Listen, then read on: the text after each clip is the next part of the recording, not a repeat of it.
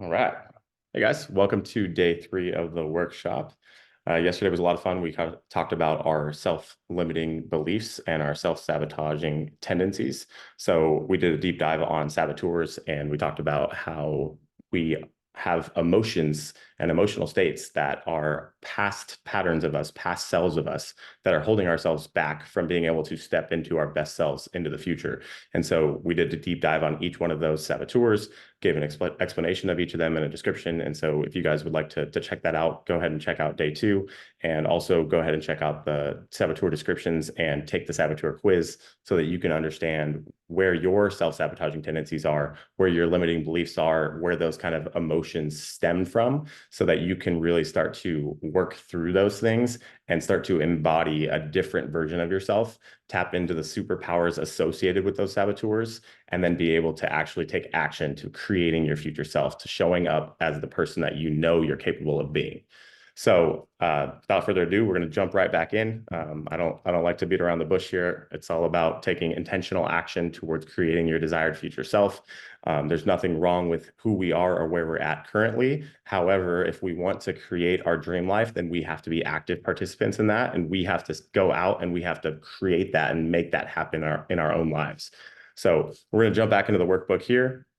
I'm going to share our screen with you guys here, and then I'm actually going to show you guys my completed workbook at the end of this program. So if you guys would like to, hop on a live over the weekend, I'm going to go live again and share my workbook, and then I'll answer any questions that you guys have as far as setting goals or limiting beliefs that you may have that are holding you back, that are keeping you stuck as past versions of yourself, so that you can actually start to identify that, create awareness, and then take action to move through those issues that are holding you back. So here's the workbook here. So we'll just kind of recap day 1 and day 2 real quick. So we started off big with dreaming your dream life, your future vision. We're going to project 30 years into the future. We really want to, in order to know where we're going, we have to have an idea of where we're trying to get. So, think big here, dream as big as possible. Not the sky is the limit, really. Like, your only limitations are self-imposed things. Whatever you think you can accomplish, you will. And so if you put that onto a map, if you write 100 things down, the odds of you accomplishing more than 100, the odds of you accomplishing half of those 100 is significantly higher if you only write 10 down, right? So you want to write down as many things as you can possibly think of, even the small things, because those small things generate wins. And that's one of the things that we're going to talk about today, is you want to have a success-oriented mindset. And so the more things that you put down, the more opportunities you have to accomplish goals, the more you're going to get that flywheel going, and the more you'll create that positive spiral effect in your life, the more you'll be able to get the compounding gains of working towards your goals and achieving these desired outcomes. So then we went and broke it down to 3 years. Okay, hey, this is what I'm trying to do in 30 years. Let's break it down to the next 3 years. That's a lot more realistic and tangible for us to accomplish. We understand, hey, this is where I currently am. This is where I'm trying to go over the next 3 years. And understand that from your career perspective, from your best self, whether that's your health, your personal development, your spirituality, your relationships, your finances. So really understand where you are currently and where you're trying to go. That way you can bridge the gap between who you are currently and who you would like to be into the future. So then we took some time to do an honest reflection of where we are. Our current habits, our current lifestyle is a reflection of what we've done in the past. So if you want to get what you've always gotten, then you don't need to change, right? Like if everything is going well and you're doing great, then there's no reason to change. But more often than not, we desire to grow and to evolve and to become more enlightened as we get older. And so in order to get a different outcome in the future, we need to change something that we're doing in the present. And that's why you guys are here at this workshop. And that's why we're taking action every single day to making sure that we get a different outcome in the future, and hopefully a better outcome in the future. So then we're going to turn this vision into action. So we set 3 goals for your health, your wealth, your finances, your health, your professional goals, your wealth and finances, and then your relationships. So today we're going to go back to those goals, and we're going to go ahead and start creating SMART goals.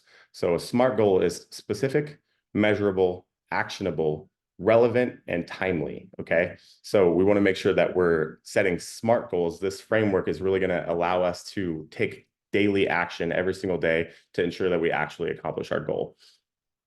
So you have your 3 health goals, your 3 finance goals, your 3 work goals, and your 3 relationship goals.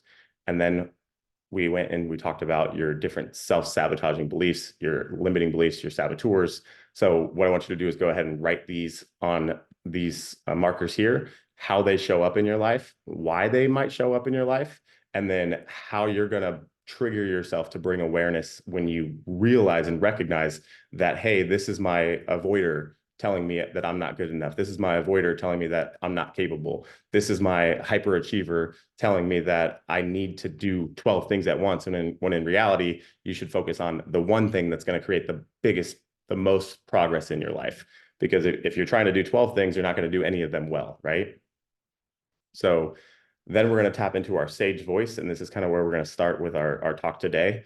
The sage voice is always looking for the lesson. Every thing in your life has a lesson or a gift associated with it. It's just a matter of really taking yourself out of your shoes, detaching emotionally from the situation, and looking at the lesson associated with whatever it is that you are experiencing. And more often than not, those lessons come in the form of humility, of gratitude, of love, of empathy, of curiosity, of connection. So you really want to start to look at the positives and understand that you really have the ability to shape your mindset. And if you can get into the habit of looking for the positive, of looking for the blessing, of looking for the lesson, then you're going to feel much better and you're going to be much better off because you're going to be able to utilize that as a superpower to then use for growth in your life. So it's like, hey, maybe this one thing happened to you that is bad, that is negative, but it's like, you lost your job. But in reality, it's like, okay, well, hey, maybe that job wasn't a very good fit for me. Now I have an opportunity to go out and get a better job that pays me more, that's more fulfilling, that I enjoy the company culture a lot more, that's so much more in alignment with who I am. So yes, it may suck in the moment, and there are certain things that, do suck in life. Like I'll be the first one to admit that not everything is rainbows and sunshine, but there always is some sort of lesson or gift associated with most things in life. And so that's what we want to seek out when we tap into our sage voice here. So we're going to go ahead and start with our SMART goal setting framework. So like I said, we'll go back to our goals on the page here where you set your 3 goals for work, relationship, health, and finance. And we'll set SMART goals. And so SMART goals are specific, measurable, actionable, relevant, and time-bound.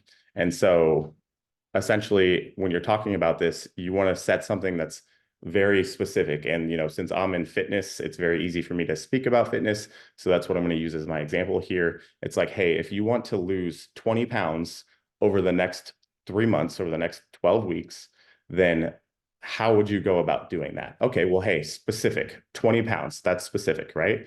Okay, measurable. I want to make sure that I lose 20 pounds. Can I measure that I'm losing 20 pounds in the next 3 months? Yes, I can. Achievable. Is 20 pounds achievable in 3 months? Well, give or take, you can lose about a half a pound to a pound a week healthily. So while it's on the, what is that word? Difficult, but it's more like greedy. I'm trying to think of the right word. Ambitious. Ambitious, yeah. Well, it's a very ambitious goal.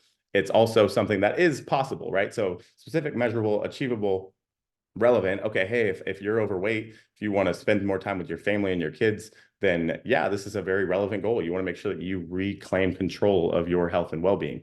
And then is it time bound? Is it something that is bounded by time so that you have the ability to tap into like, hey, this needs to get done in X amount of time. If we don't set a time parameter, it's Parkinson's law. If you don't set a time parameter there, then you're never actually going to do it. So we're going to say, let's set 20 pounds for 3 months. And then we're going to say it's specific, it's measurable, it's achievable, it's relevant, and it's time bound. And, I think that the relevant one is really important, but I think that we should also set those really ambitious goals, specifically when it comes to areas like your personal and your relationships and your finances, if you can set something that's super ambitious, even if you shoot for the moon or the stars and you've come up a little bit short, it's a lot better than setting a goal that's, you know, somewhat like too attainable, too easy, because then you're not living up to your greatest potential. So I definitely would stress to, you know, make the R a little bit more ambitious, so to speak. So, you know, same thing, like if you set your goal at 20 pounds and you come up short, but you got 15, that's a lot better than saying, oh, I'm going to lose 5 pounds in 3 months. Because, you know, you can achieve 5 pounds in 3 months, but that's not really making that big of a difference in your life, right? Unless you only have 5 pounds to lose, then that's a different story. So now we're going to get into the 12-week plan, right? So we're going to turn this into actual specific steps. And that's why I wanted to use fitness, because it's very easy to make this analogy here. And like I said, I'm going to give you guys, you know, a full rundown into my exact goals and vision for this year. So you guys will be able to see from every lens what this looks like. But for the purpose of this workshop, I want you guys to be, you know, following along and doing this on your own as I speak about these things. So we're going to go ahead and look at the 3 to 5 key action steps that we can actually take in the next 12 weeks to ensure that we lose 20 pounds over 3 months. And so obviously the measurable component is like, hey, I need to weigh myself today to make sure that I, you know, if I weigh 180 pounds, I need to be 160 by the end of the 3 months. So by the time April 1st rolls around, the goal would be to be 20 pounds lighter. And so what are the 3 to 5 key action items that I can take in order to ensure that that's possible every single day? And so from that perspective, it's like, okay, hey, I need to make sure that I am eating well, that I'm working out, that I'm prioritizing my sleep and my overall health and well-being, that I'm in a calorie deficit. And so make sure that I'm drinking enough water, right? So all of these things are key action items that will help me achieve my end goal of being 20 pounds lighter. So I would start with the number one priority. And so I would say the number one priority for anybody who's trying to lose weight is going to be a calorie deficit. So that'll be the number one key action item, is like, okay, hey, I need to be in a calorie deficit. So what do I need to do to ensure that I stay in a calorie deficit for the next 3 months? Okay, well, hey, maybe I reach out to somebody who can help me with my nutrition so that I can understand how much food I should be eating and budget for my metabolism. So the first key action item would be to speak to a professional about where I need to be. The second key action item would be, okay, now that I know what my metabolism looks like, where do I need to budget that? So in order to lose about a pound per week, you need to be in a calorie deficit of minus 3,500 calories. So if you, throughout the span of a week, if your basal metabolic rate is like 2,500 calories, you need to delete about 500 calories a day through nutrition or exercise or both. And so if your basal metabolic rate is 2,500, to put yourself into a calorie deficit of, you know, 250 calories from eating, then you should set your metabolism, or you should set your daily limit up at 2,250. And then you need to ensure that you're also doing some sort of weightlifting or cardio or combination of both, which is what I usually recommend to my clients. So first key action item is going to be to be in a calorie deficit. So we're going to be at 2,250 calories a day. Then we're going to say, hey, okay, we need to work out. So the next step is going to be to ensure that you're actually working out. And in order to get quality results from the gym, you want to make sure that you're lifting consistently at least 3 to 4 days. So what I always like to do is give my clients a sliding scale. That way they don't feel as if they're failing themselves. So I would say a minimum of 3 days, a maximum of 5 days. So make sure that you're at least getting those 3 days, sometimes 4 days if you're feeling great. And then on perfect weeks, you have 5 days. And so it's so much better when you get very specific with this. So we're going to talk about that in the next slide here. So now it's like, okay, hey, I'm eating at a calorie deficit 2,250. I'm working out consistently 4 times a week, give or take.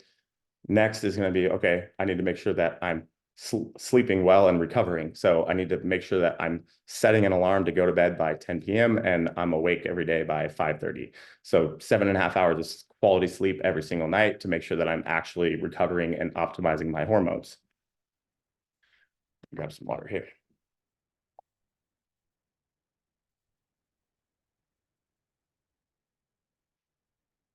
So you guys see how specific I am getting here, because that is what's necessary in order for you to actually accomplish goals. You need to have clear goals that are specific, that are measurable, that you're able to take action on every single day, that are relevant to your life, and that are time bound, that you have the pressure to actually make sure that you show up and do it like you say you're going to do it. So now we have at least 4 key action items for losing 20 pounds over the next 12 weeks. And we're going to go ahead and take this a step further to make sure that you're actually taking action, holding yourself accountable to doing these things. And again, you can do this for every single pillar in your life. So it's like, hey, if you want to budget and save money, every single month, at the beginning of the month, you're going to write out your budget. You're going to allocate how much money you have to spend every single day so that you don't go over your budget. You're going to create systems in your life so that you know that 20% of your paycheck goes directly into your savings, goes directly into your investments, so that you can't touch it and you don't have access to it. That's how people are successful, that people have systems in place that hold them accountable to doing what it is that they say they're going to do. And when you have those systems in place, it's foolproof. You can't mess it up. So we're going to create systems now for how we're going to lose 20 pounds in 3 months.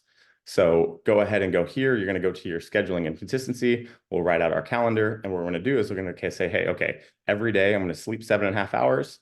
I'm going to hit 2,250 calories. And what you're going to have to do there is you'll have to learn how to track your food, and you'll put it into an app like MyFitnessPal. And again, this stuff isn't easy, which is why so many people will give up on it. But behavior change is not easy, and that's the reason why it's so highly sought after. It's the reason why people admire and appreciate the fact that people are fit or are wealthy, because it's difficult to do these things. And if people can do difficult things, then it means that they have enough self-discipline and enough self-love and enough self-motivation to actually follow through on the things that they say they're going to do. And that is a magnetic person. That is somebody that you want to be around, because that is somebody who's consistent, and that is somebody who's going to show up not only for themselves, but also for you. And so you want to be that person, not only for other people, but also for yourself. So, put your 2,250 calories in here, whatever it takes to learn how to do that, you're going to have to learn how to do that. And so it's the same thing with any aspect of your life, whether it's career goal, whether it's a health goal, whether it's a relationship goal. All of these are skills that we need to learn and that we need to hone in on. And if you don't have the skills necessary, then you need to find somebody who can either teach you how to do it or who can do it for you. Unfortunately, you can't really have somebody go work out for you. So you need to put the workout into your calendar, and you need to actually go and work out yourself. And I promise you, it's going to make you feel better and look better, which is a plus. So 4 days a week, we're going to put our workouts in. Usually what I would do is, tell my clients like, okay, it's atomic habits. So, hey, I work a 9 to 5. What I'm going to do is I'm going to go to the gym before I go to work. I'm going to eat the frog. I'm going to get the hardest part of my day out of the way. So if I have to commit to 4 days, Monday through Thursday, before I go to work, I'm going to go to the gym.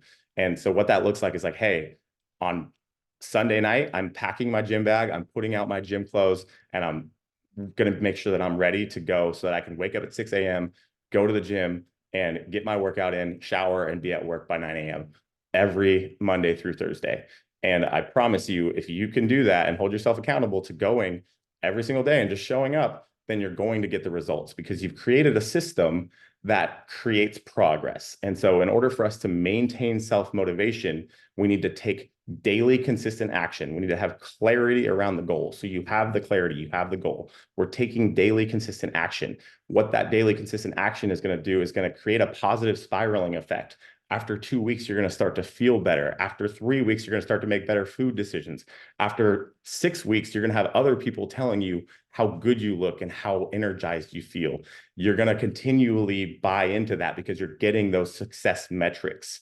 When people run marathons, or when people, break records for Olympic records, they do so when there's a huge crowd in the stadium, because people they're being recognized for their work. They're being appraised and applauded. So you need to find a way to get a system to where people recognize you for your efforts, to where you recognize yourself for your efforts. If you can feel like you're moving the needle in a positive direction, then that's going to create a flywheel concept for you. And those compounding gains are going to spill into every aspect of your life.